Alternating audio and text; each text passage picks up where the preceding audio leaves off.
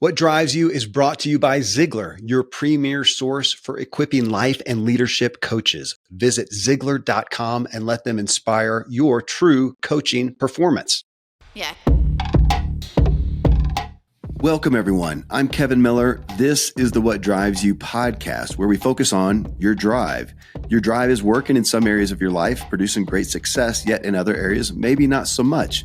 Let's get clarity on what you value, what motives are helping and hurting you, and get you fully into alignment so you're driving further and faster and enjoying the ride.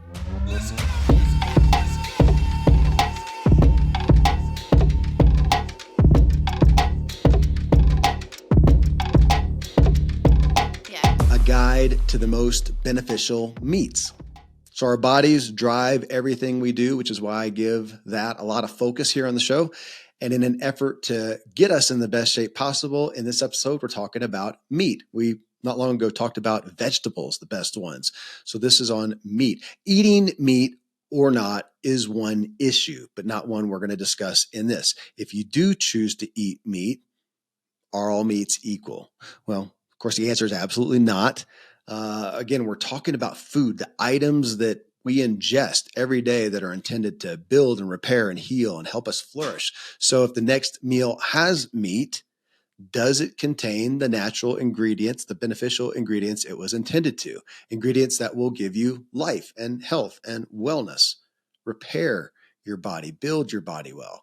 Or is the meat made up of synthetic hormones, antibiotics, waste products, and an overall soup of refuse and pharmaceuticals? I mean, it matters hugely. Little deposits of junk day in and day out. I think we've gotten into a culture just thinks it just doesn't matter that much. You know, it's FDA approved. You can buy it in the store. You can get it at a restaurant. It must be okay. Well, it's not. So the type of meat to a degree matters, but more so, not just the type of meat, meaning like what kind of animal. Is chicken better or beef or yak meat, which I had recently. It was really good.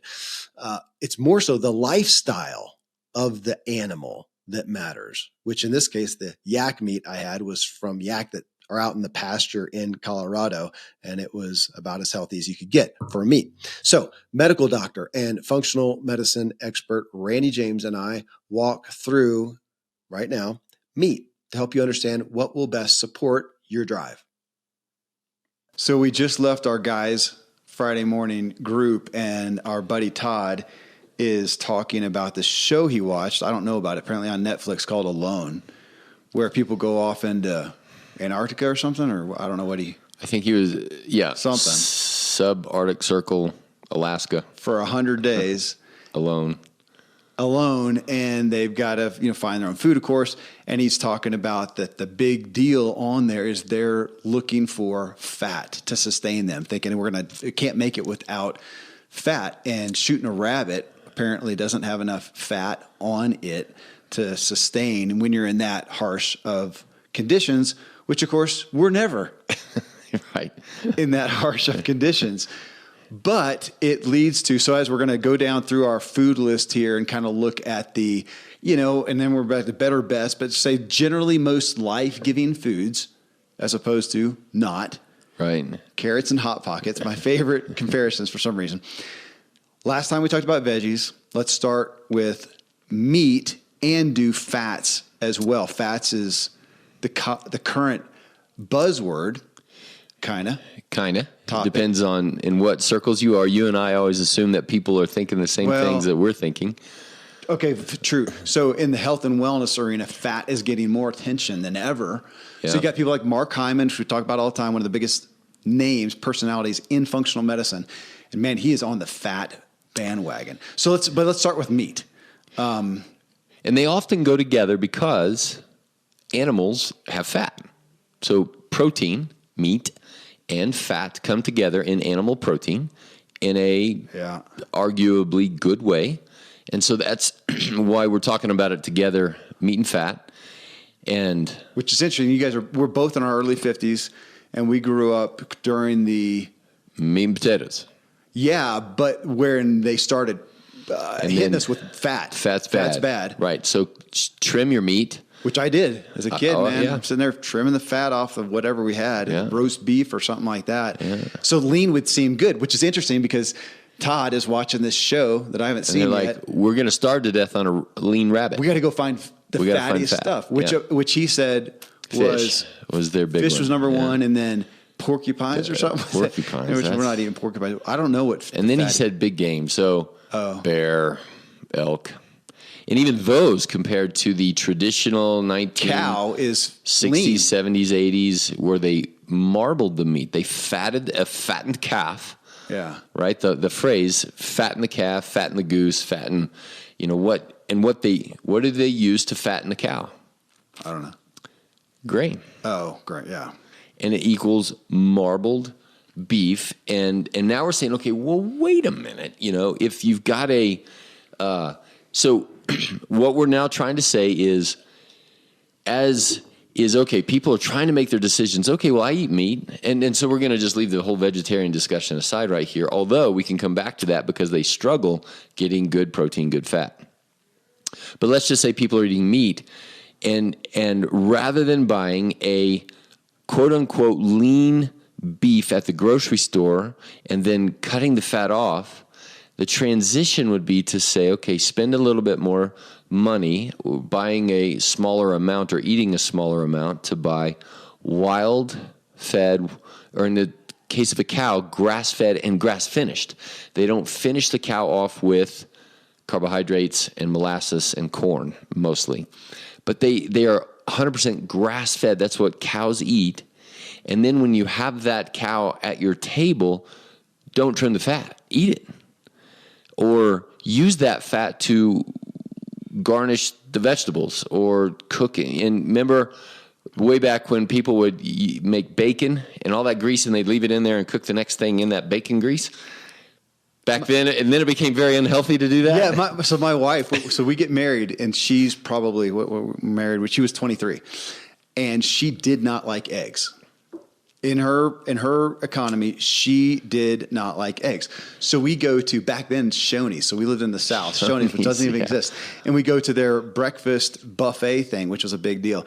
And so no lie, I'm standing next to her, she goes, "What's the yellow stuff?" Eggs. No, seriously, it's eggs. What did they do to them? They cooked them. She had never seen eggs that weren't brown because her family, immediate extended family, they would cook the bacon and the meat, the whatever, pull it out, crack the eggs and mix them up, and they were brown. And she didn't like them because she's never really liked meat a whole lot. So she tries yellow eggs for the first time. So that's funny you say that. So looking at the fatty, we'll start off now because you right away start off with grass-fed and whatever. I mean, I'm 50 years old. I never heard that vernacular much until it doesn't feel like that many years ago. So we have the bummer of McDonald's right across the street, and people, it's full all the time. They're going through and they're getting their hamburger. So it's got a beef patty. You, Randy James, are going to get your burger at wherever. Or make it, I guess, and you're getting grass-fed. So let's start up. Before we're even going to label which kind of meats, whether it's beef or bison or duck or whatever, right. To say, okay, really, does it really matter? So for the average American, that is going to be the perspective. Does it really matter, seriously, if over the course of this year, I'm going to have, I don't know how much ground beef somebody would have. 50 pounds. 50 pounds of ground beef that I'm going to eat from. You're going to pay $2-3 more per pound over the course of this.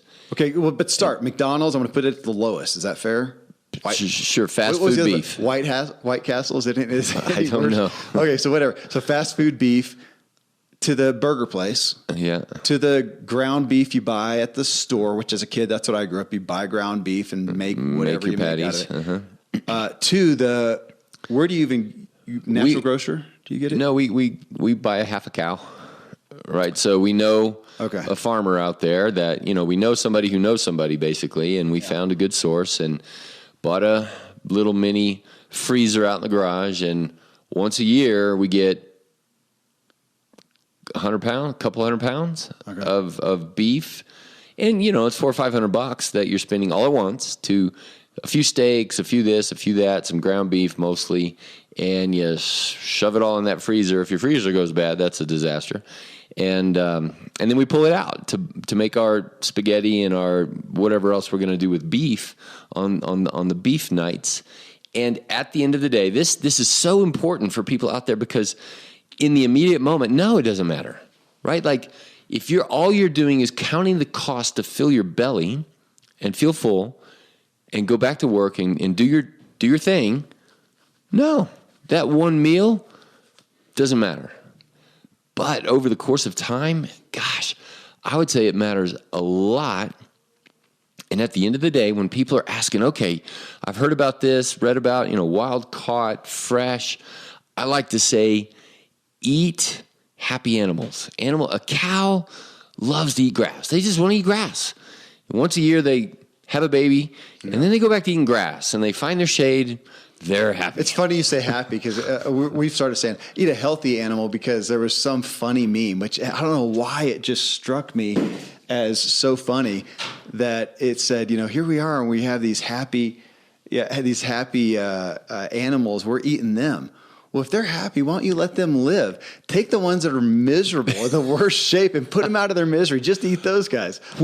That's pretty good. Which ones are those? The slaughterhouse. Yeah, the most miserable cow is the one in the feedlot. The disgusting ones. And so my vegetarianism, a long time ago, veganism started off with some of this argument of get rid of that bad animal fat. Well, of what's in the animals.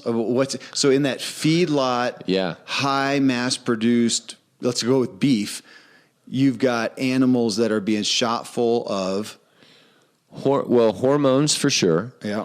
And hormones for sure. And then I think when it comes to the cow, the feedlot environment is they're standing in their own excrement. They're being fed, the whole point is to get them from birth to harvest as fast as possible, get them to market, because the feedlot is there to turn a profit, make some money.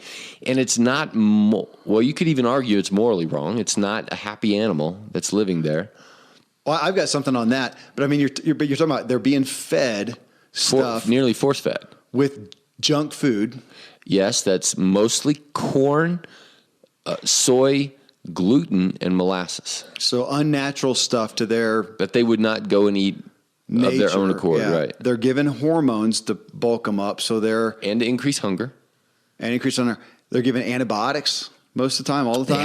They have to, or else they're sick. Have to. So all that stuff. So what is in the ingredients of this meat? But what you said was one that always bothered me for some reason. And I'll admit, I am not an animal lover overall. So I'm not a tree hugger, animal lover, and have the feels for the animal. But I thought, I don't really like that they're treated so poorly. One, I don't want anything to suffer.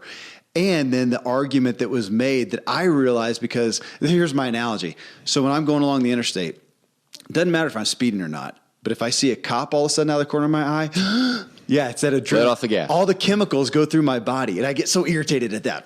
I just got that whole, it's just amazing what your body can do to send that adrenaline and all those chemicals through.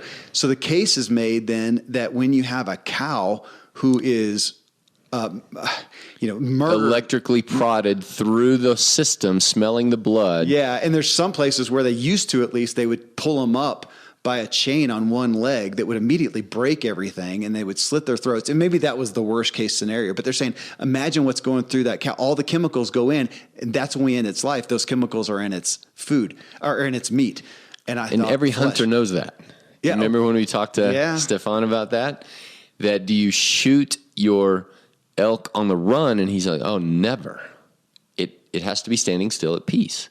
Because if you shoot it on the run, if you scare it, exactly that, and then you shoot it, it ruins the meat. Changes the flavor of the meat and the quality and the toughness and all that kind of stuff. Well, if you're harvesting, tens of thousands of these things and chopping them and mixing them all up, maybe or maybe not, there's in the grocery store meat flavor category, there may or may not be a change in that kind of a thing. And I would say you probably can't even tell it because it's so marbled with not the right kind of fat. Yeah. All of that is going into the decision to pay $1 or $2 more for grass-fed, grass-finished bison, elk, cow, in whatever way you can procure these things. And we've already talked about how it's very difficult to do that in inner city somewhere. Yeah. And maybe easier for us out in Colorado. Well, which is why we're talking, this show is about abundance, vitality. It's about optimal. Optimal is the word. No? I just don't like that word because...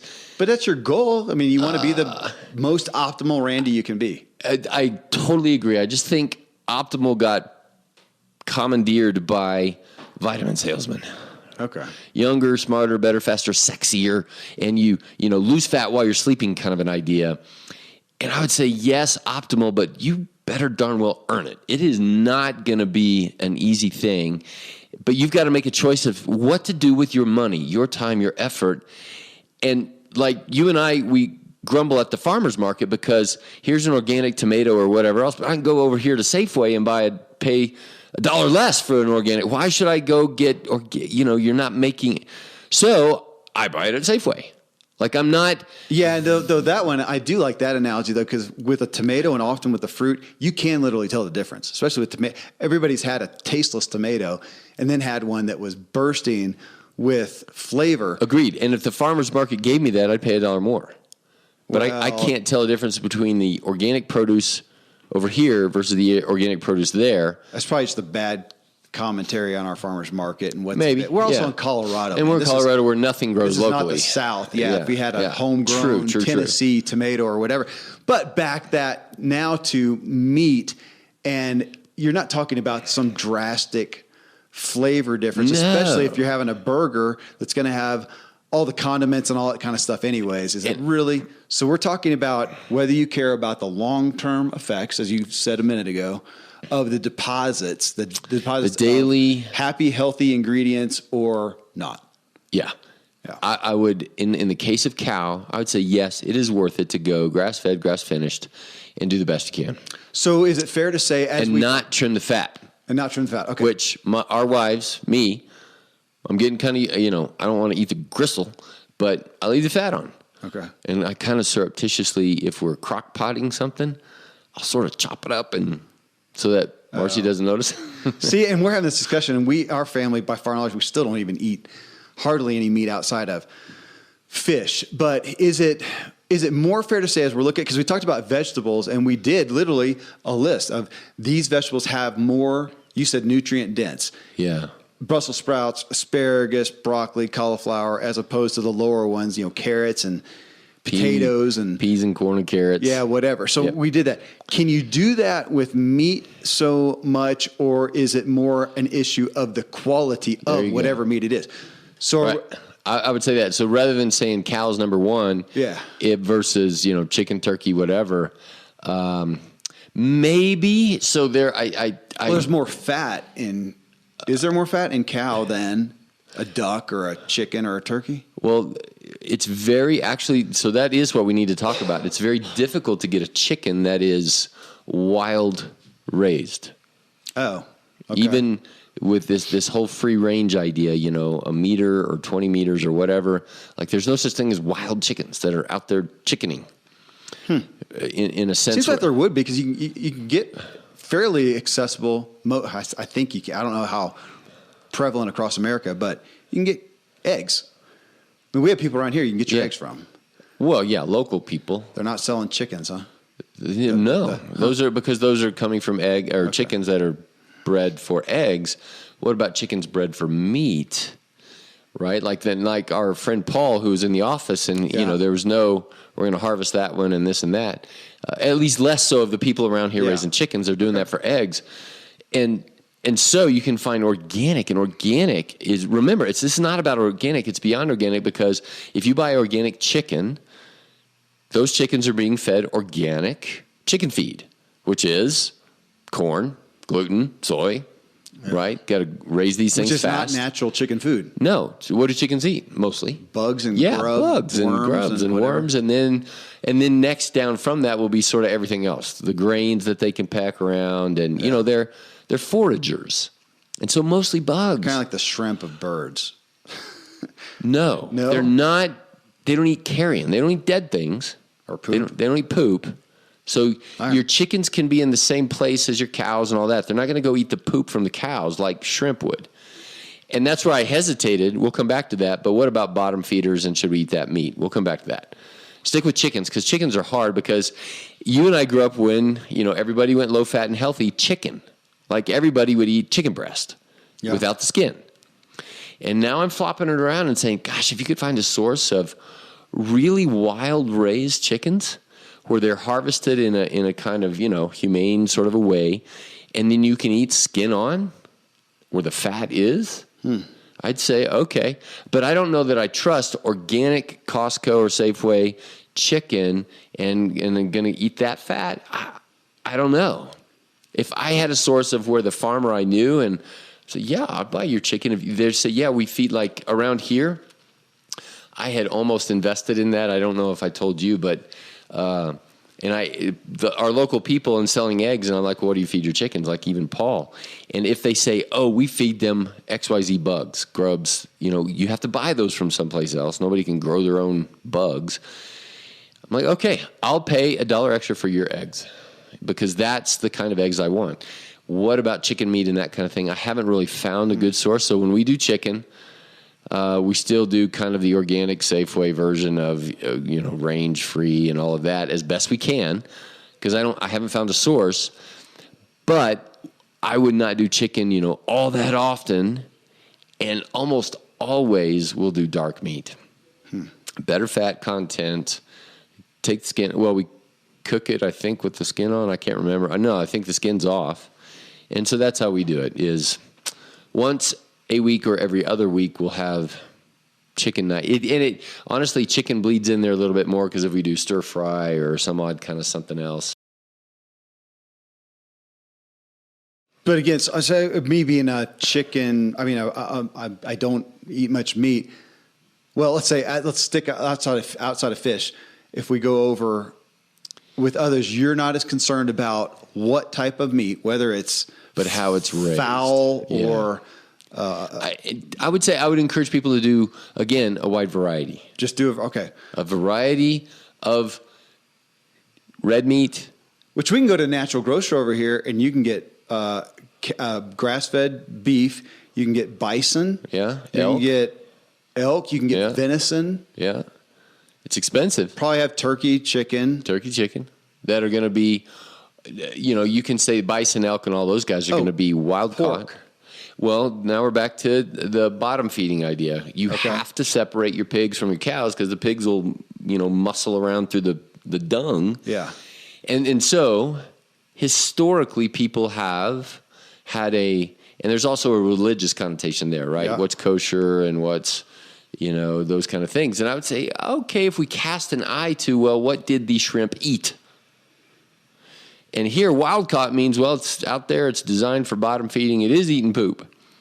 And so is it better to eat shrimp that's not wild caught and eating corn and, whatever the heck shrimp eat? I don't know. I don't know the answer to that. It sure tastes good. It doesn't have, if we're going to get into fish, it doesn't have as much fat as an aquatic thing. So the difference in the lingo is fish versus seafood. Seafood means clam, shrimp, lobster, crab. Those are generally thought of as not as healthy, bottom feeder stuff, and probably, I'm just theorizing, not as much fat. Right. Not as much fat content. So if we're going to elevate fat, then we're over, and we all think initially of salmon as the fattiest, which to understand it is. I'm going to leave chickens now and let's go over here to fish. Okay. And seafood. So there's the distinction. Seafood means those bottom dwelling. And I would look at that and say, gosh, they're expensive and they're a treat. So I think they are. I don't see even America over consuming them for the most part. There's a lot of people that'll do regular shrimp, crab, lobster. Oh. Like it's there in the grocery store. Like people actually go there and buy those things. For me, we do it as a treat. Yeah, it's a party shrimp cocktail. Once or twice a month at max. That's what I would encourage people to do. We'll do shrimp and have it sitting over here for those who want to add it to their stir fry. Yeah, that's about all we do actually. But yeah, and we I mean, popcorn shrimp, the kids would love. That's it's right. You can take any food and make it snacky. Yeah, that's like the fried donut or something. Yeah. So if that's a once a month kind of a thing, I think that's a general rule of thumb for the rest of life. And I would also put pork in that category. We don't ever do pork. Yeah. So it's when we go out and, gosh. Which you're just blasphemy. I mean, because America is big so, section bacon is like a fan club now. For some reason. And so our patients, they have the little farm over here. They raise their own hogs, and people go out and Stefan, they go hunt wild hogs. And I'd say, okay, those, the quality of that meat and what they're doing and that kind of thing. If you can find a farmer who's going to say, hey, we know exactly what these guys are eating. It's good stuff. And back in the day, every family had a hog, and you fed the leftover lettuce and whatever. And generally speaking, that's going to be, but physiologically, a number of years ago, I was looking at this down the biblical tradition of why was there even the thought of pigs are unclean. Pigs are unclean. Yeah, Why? Not kosher. And so when a pig eats, and they don't have great discretion, they eat almost anything. They're garbage disposals. So if they're eating the dung of another animal, then that's kind of a problem. It's not going to hurt the pig all that much, but are you going to go and eat that? And compared to a cow, a clean animal, so the pig will eat XYZ stuff, and in about 24 to 25 hours, that stuff is on its back as meat. A cow chews its cud. That's a reprocessing, purification process. How many stomachs does a cow have? 4 stomachs that it's going to here and there and here and there. So I think it's 4 days. So you got 24 hours versus 4 days before the grass has been proteinified through the cow and processed over here. So that's a theory. And these days, hog farms have to have much more stringent governmental oversight. Otherwise, you're going to pass disease along, right? So that. And you can take a fish out of the ocean and eat the thing raw. Mm-hmm. You imagine that with a cow, a pig. We actually like. And we pay people to cut that up for us and call it sushi. Not cook it, and then to not cook it, they charge you more. Yeah. Well, also higher grade. The higher grade of that fish, right? You can't farm fish and do that. Okay, really? No, that's what sushi grade means. I know that, but I just wonder why. I think it would be unhealthy. Oh. And now we got these frankenfish where you're putting hormones in there and the farm feed. Can you imagine eating a raw pig?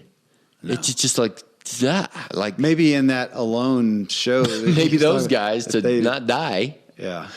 But okay. So back to fish then. You got seafood, which are the bottom dwellers. So there's a layer of caution there maybe. And that's where I'd say, gosh, they taste good. And is this real clean, unclean, all those kind of things that maybe not might to the modern mindset might not be as accurate as we thought. I don't know. We do it about once a month. But then on the fish side, okay, which are the healthiest fish? You mentioned salmon, tuna, people think of most often. Can I hit on farm raised, because you talked about that, which still seems fairly new to me, that you used to just go buy salmon. Now I got to pay attention to, is it farm raised, is it wild caught? And the term that I heard, kind of like the perspective of sitting is the new smoking, is saying farm raised salmon is just as bad as junk beef that we're talking about. Yeah, I'd put it like that. It's not as bad as a Snickers bar, maybe, but that bad. It's a feedlot beef. Okay, so they're swimming in a closed environment. They're being fed not their natural diet. Hormones are getting in there to increase the growth rate. Wow. And then when you buy that meat, famously, what do they have to do to it in the store? Color it to make it look like. Otherwise, you would have white meat salmon. Which I've salmon fished. I did a salmon run up in Northern California years ago, and the salmon come upstream to spawn and then die. Well, how do they die? They don't eat. They starve themselves to death. And you'd find these salmon that were half dead, still alive, but half dead, and pull them out. They stink. They already smell like already rotten rotting. Fish. Yeah. They're white like that, as opposed to the pink, luminous. Vital. Yeah. Yes. Yeah. And that pinkness is a biochemistry. It is a chemical, and it is good for you. And so it is worth the extra time, money, effort to find the wild-caught, sourced Which is sometimes, talk about the food deserts again, sometimes is hard. It is very hard. And we've got online stuff these days for frozen foods.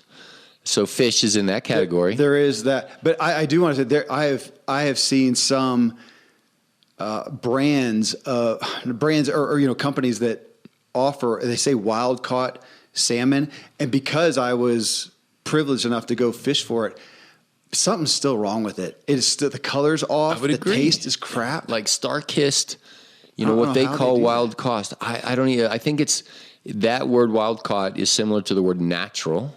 Like, did they go out and catch a little bitty one wild and then farm raise it? Or I don't know, and I haven't researched it, obviously. And that's where, in the world of fish, I'd be careful. Like, what are the brands?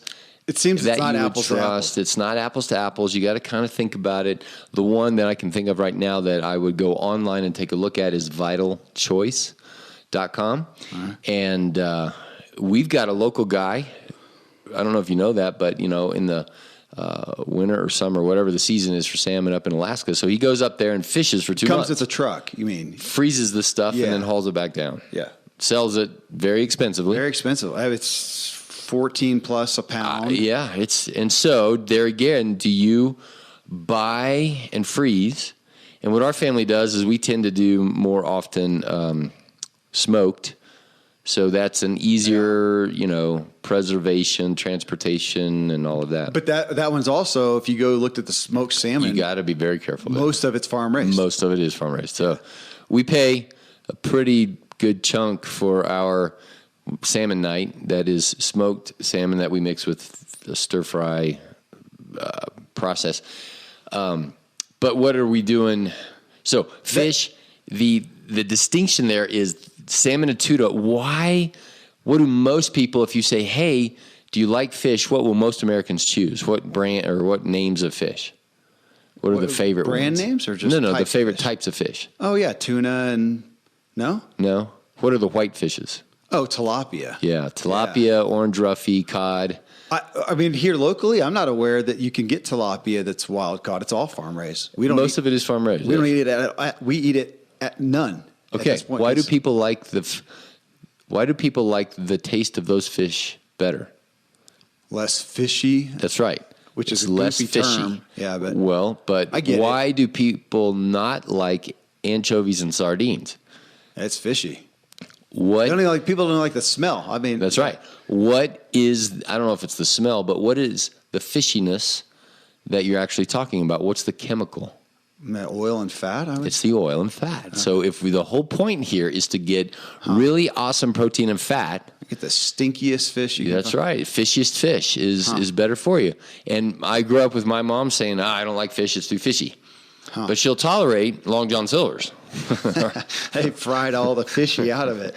They fried the fishy out of whitefish or catfish in the South.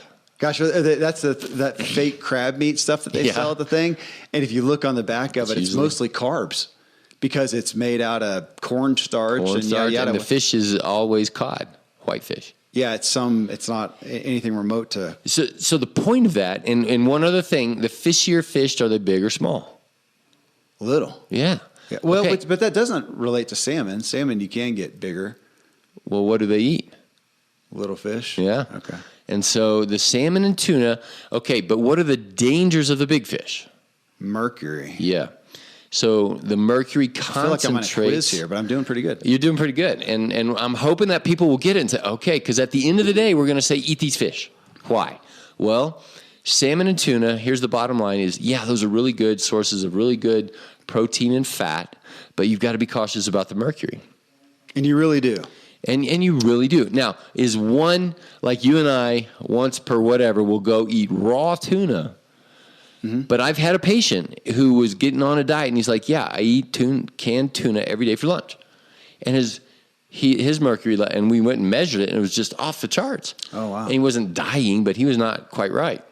And so is that going to happen to everybody all the time? No, because it depends a lot on your own genetically determined detoxification processes in your liver and those kind of things. But why? Same is true for smoking. Does smoking give everybody cancer? No. So, but why subject yourself to that? Does it mean you can never have salmon and tuna? Yeah, really. Salmon and tuna. So what our family does is say, okay, salmon and tuna, no more than 1 helping each per week. Yeah. All right. So I will, depending on the flavor of the week or whatever, go sushi and have tuna avocado things, and we'll have a salmon night at home, and those are the 2 helpings. But, and here we are into a keto emphasis time period, and I had an avocado and sardines last week. And for sardines, anchovies, mackerel, and herring, I'd say knock yourself out every day. Which, yeah, unfortunately, like you said, they're fishy fish. very unpopular. And they're unpopular, and even you only can get them canned.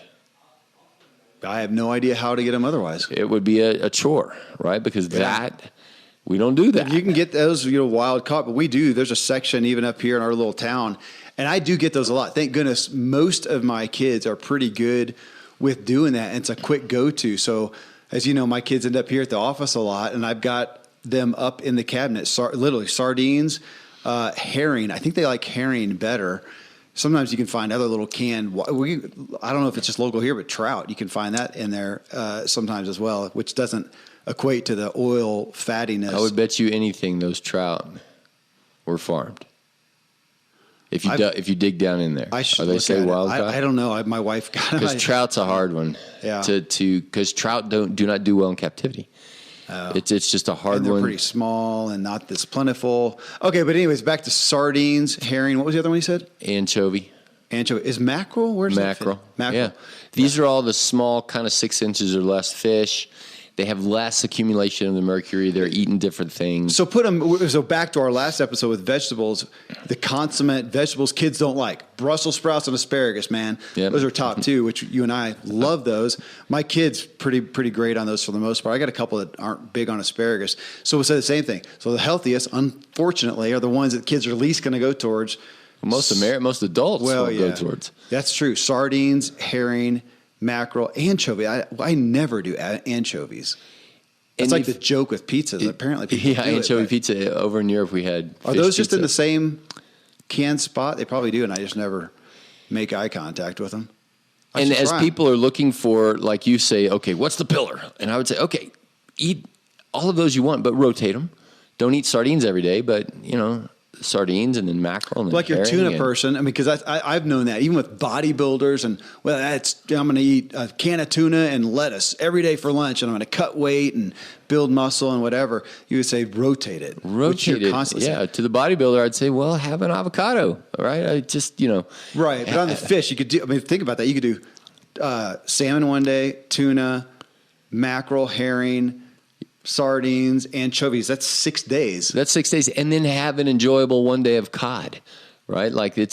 But if you say, I only eat whitefish, I only eat orange roughy, then you're going to be not having a good fat signature. No different than the veggies when if you only eat broccoli. Exactly. Yeah, exactly. Okay. Big fish, got to be, go with cold water fish, salmon, tuna.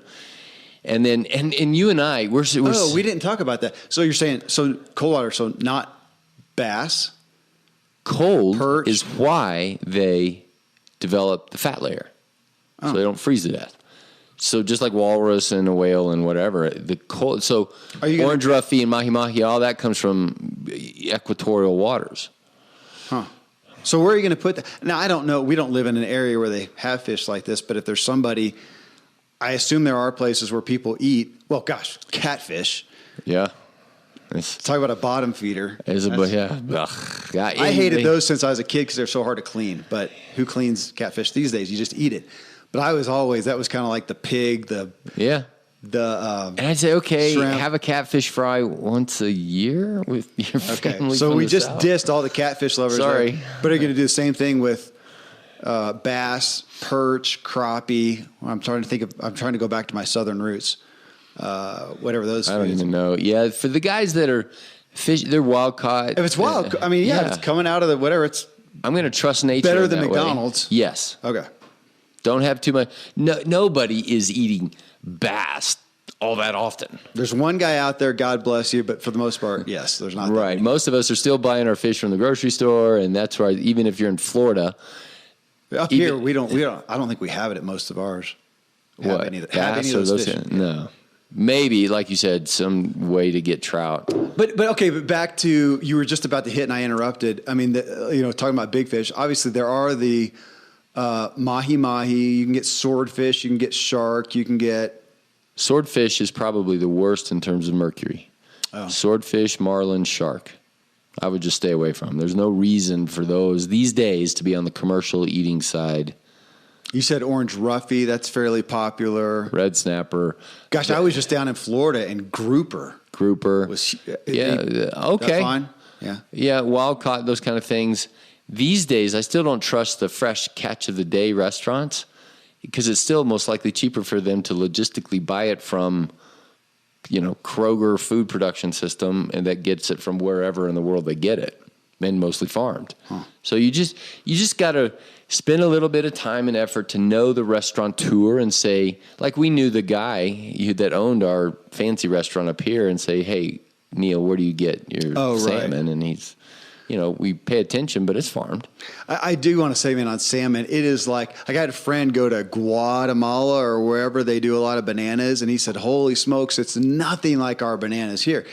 And I experienced that with salmon, when I fished with it. That was a long time ago, but then probably 8 years ago, something like that, I had some clients who had 2 salmon boats up in Alaska, and they FedEx me. So they catch the salmon, bring it on the boat, flash freeze it within 20 minutes, FedEx it, 2-day air. I've got it next. So we had it for an event. It's like a different species. It was like butter. And when there was a time when our sushi folks were letting me buy some stuff from them, same thing.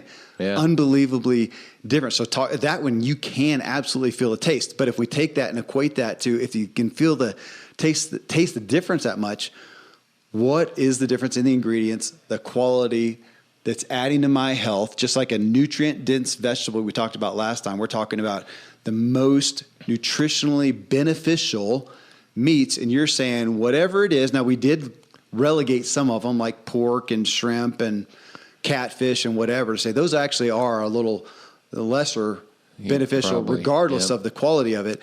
But then on the other ones, we're saying it's not so important whether it's duck, bison, cow, chicken, turkey, whatever. But how has the life of that animal been? Are they happy? Happy, healthy. Right. Yeah. What does a fish want to do? And they want to swim out in the ocean and eat what they eat and do what they do. And that's when you want to catch them. So if we're back to our root issue here of the building blocks of your life, of your body, of your mind, of the cells in yourself, your brain, do you want to feed it a store-bought, the Big Mac, or do you want fill you up? It'll a higher quality, healthy, happy building block? Yep. One area on there that is a little bit different that you guys do as vegetarian family mostly is eggs. And that's where I forgot about that. I would make a distinction and say, okay, because even in most grocery stores, you've got these $5 a dozen, picture of a red farmhouse with green grass with a family with 2 little kids, a boy and a girl. So hard to trust. The marketing of that. And then right next to the clearly industrial gray packaging, only white eggs, 99 cents a dozen. And my understanding from you and other stuff is that you can have the cage-free, range-fed, whatever, if you allow that to happen for, I'm going to exaggerate, 30 seconds a day. Let that happen. What do they mean by free? Yeah. And in fact, gosh, it was National Geographic or one of those big magazines did an expose on this whole idea of range free. And now the word range free is a marketing term. And does it mean that there's a door that the chickens can go out if they want to? Does it mean they're forced out that door? They get 1 meter per chicken or 20 meters per chicken. And so again, the industry is going to do what it does. It's going to provide product that we buy, And in contrast to the previous 5,000 years of human history, there's multiple layers between me and the chicken, me and the farmer. And what do we trust about what we're reading? And so today we want to tell people, okay, just be slightly educated, think about it a little bit, understand that range-free means multiple things to multiple people, just like wild-caught, grass-fed, grass-finished, all of those kind of things, until the government comes along and says, if you say the word organic, you have to mean these things. And if you lie and cheat, we're going to shut you down. And they're coming up with new terminologies and NGO labels and yada, yada. Both because there's you and I who want to buy that stuff, but they want to sell the stuff. Yeah. And to go organic, the price hike is, so some farmers making a decision, do I convert my land, my cow to organic? And that's an investment on his part to make a return later on that you and I are willing to pay for. Okay, well, with eggs, it's a whole nother, because in the South, you've seen those chicken houses. Have you ever been in one? Yeah, it's horrific. It's horrific. It's like the slaughterhouses. These are barely animals. Barely living things, and it's sad and it's frustrating and it's all that, and it's disgusting. It's just disgusting. It just goes. It's like a feedlot. Just go smell it and go smell it and say, I'm going to eat that. Yeah.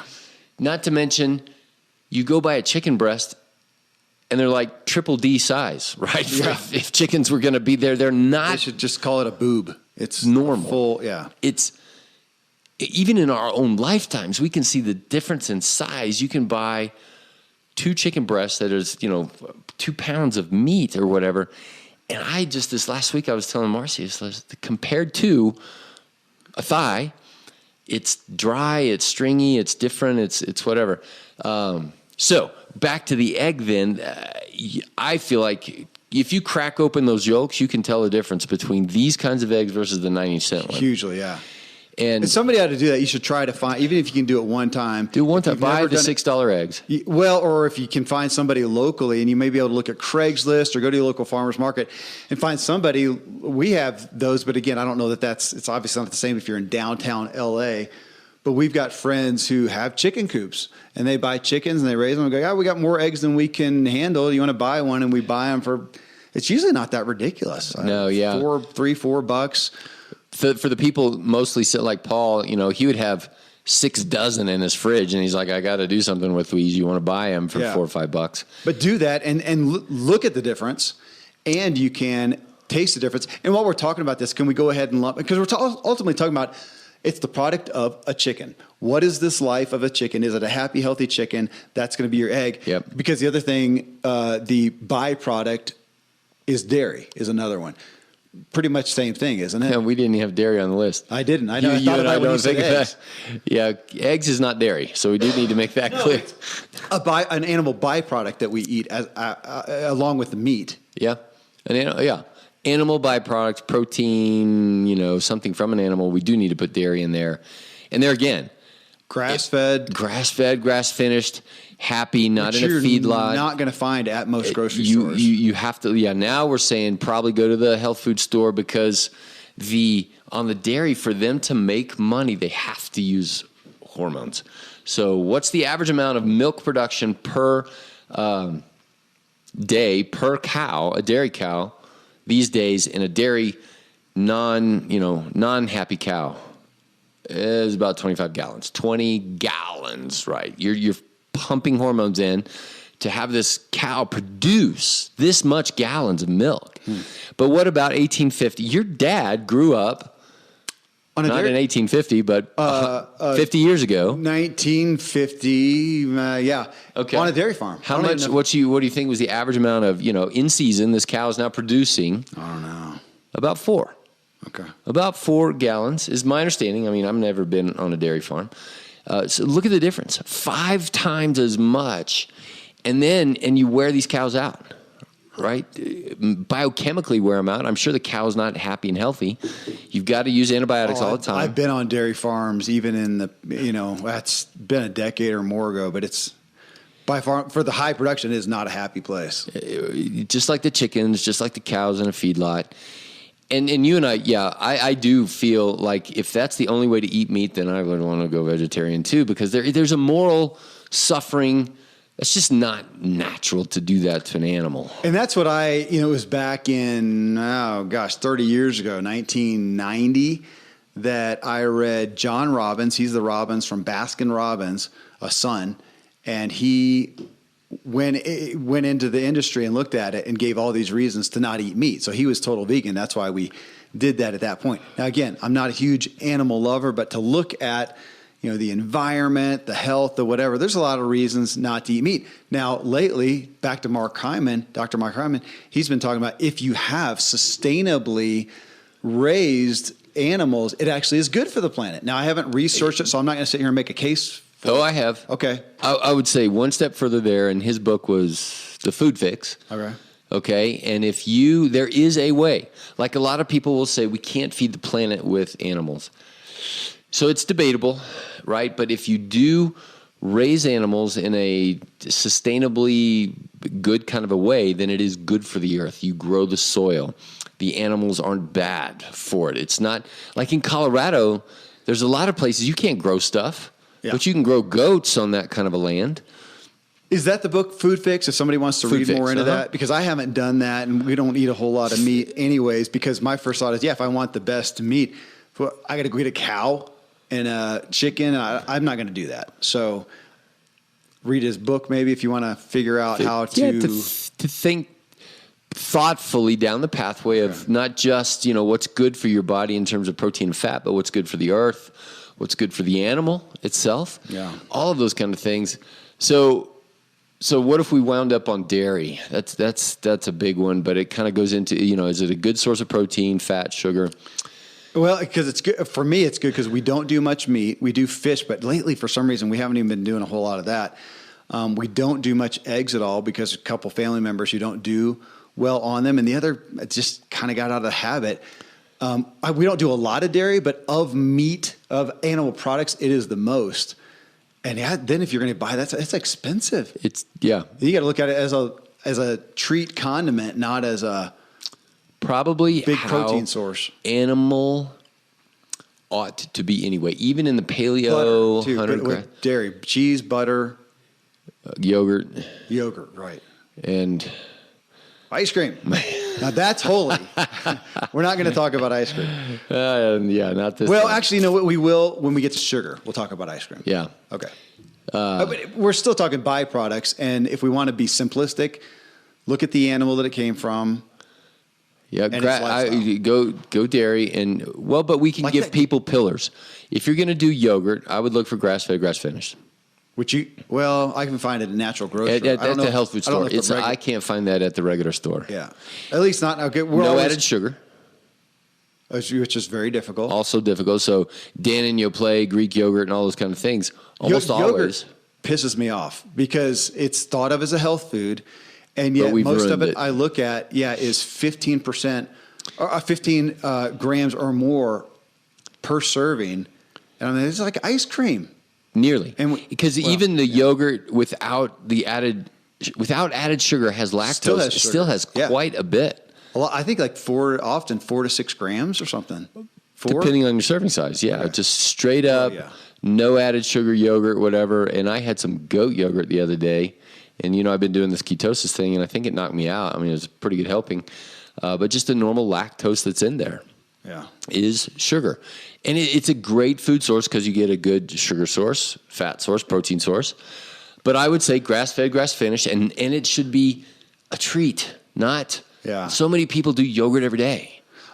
Let me push this out there because we're talking about animal products. I mean, this whole show is assuming if you're going to do animal products, here we're talking about them, that when you look at the meats, we talked about that, but we don't generally have allergies and tolerances for them. We haven't talked about that, But we do tend to with the byproducts. A lot of people have problems, intolerances, allergies, whatever, with eggs, with dairy. Well, that covers it all. Eggs and dairy. So that you got to watch out for that, even if it's because you'll see health and wellness advocates touting good eggs, good, as you just said, good yogurt can be a good source and then you got to judge your own propensity for an intolerance, which I have family members who have had severe. You treated one of my infants who is wildly allergic to dairy through breast milk. And that, right, that's an X factor. That it's more common these days. It is, but you haven't had somebody like you said, you're allergic to broccoli. You haven't heard that. Hardly you ever. ever had right. anybody who's allergic to beef? Yes. Really? So probably more common than you alluded to right there is animal, shellfish. That's a famous one, right? Oh, gosh. Yeah. So that would be your shrimp, you lobster. ever seen Hitch? Yeah. Will Smith? Yeah. That exactly that. Okay. And so with that awareness, thinking down the dairy pathway, if you're doing yogurt, grass-fed, grass-finished, and then down the cheese pathway, I would say aged and hard and stinky are going to be your better. Most of us like mozzarella and brie and, mild cheddar and those kind of things. I was thinking about that when we were talking about stinky fish being better. I was thinking cheese. Yeah, some of the stinky. Meaning fermented. I love the stinky cheese, man. Okay, so why are we saying this again? What is it about hard, aged, and stinky? What's going on? It's the fermentation process. Yeah. So the lactose is being consumed by the yeast. Okay. Within the cheese, it's a processing, purification. And if people, like even allergy sensitive kind of people, will have less sensitivities to, more fermenty yogurt, more fermenty cheese. And I would say take advantage of that for most of us and just say, okay, rather than American cheese, which is not even we put Velveeta down with Velveeta and Cheese Whiz. Cockroaches. That's right. That's like the shrimp and cockroaches and those kind of thing in the area of cheese. Makes great queso. Well, it makes nasty good queso. Probably not. Yeah. If taste is your only barometer, this is not the show for you. I had a case of liquid love, as our buddy Scott used to talk about. Liquid love. It is good. It's disgustingly good. And okay, so and that's where, for me as a dairy sensitive person and having 2 helpings a week of XYZ, I'm going to say, okay, I don't want to mess, and I don't like American cheese anymore. I want sharp, hard, and stinky. And, to have it be the garnish on the XYZ food. And just yesterday we had something that was really a treat. Oh, we've got a cheese guy at the farmer's market, right? So he'll put mustard in there or something. And this one was a blueberry. Yeah, I'm not much into the fruit. No, I get it though. It's hardly pretty ever, cool. Right? It's like that was an interesting. He gave combination. us some coffee flavored. I just didn't work for. My favorite was the mustard. It's like those mustard 2 is combos. good. He's got smoky stuff, but yeah, black pepper in there. Yeah. All right, so those kind of cheeses, dairy. So cheese, yogurt. I just wouldn't drink milk. There's just not much of a call for that. Can we just butter's the same as cheese? Yeah, butter's the same as cheese. So grass-fed, grass-finished butter. Yeah. And then use it as a delicacy like this. But milk, man, that's, again, American blasphemy at its height there. And people still are under that. We grew up with. Sponsored by the American Dairy Society, milk does a body good. From my history and research, I feel like it absolutely does not. Well, no. I think if we went back to 1850 and you had the cow in the backyard and you went out there and, milked it and drank it. Okay. So, but these days, you won't remember this, but we bought a cow share and had some raw milk for a while. At the end of the day, if you do raw milk, if it's not your cow, $8-10 a gallon, right? Way up there. And I grew up as a kid and we'd go see grandma and grandpa and have raw milk, and it was like a milkshake. It was so different. And that, if you're not sensitive, I'd say, okay. Well, and if you are sensitive, I bet you'd be less sensitive to that. Yeah. And it tastes dramatically different. Sweet. And right? I didn't like it. It made me feel like it was earthy. Probably like what people would say is gamey meat. It was gamey milk. So again, I'm not totally researched on this, but when I look at the person with the store-bought cheap milk, whatever it is, what do they have?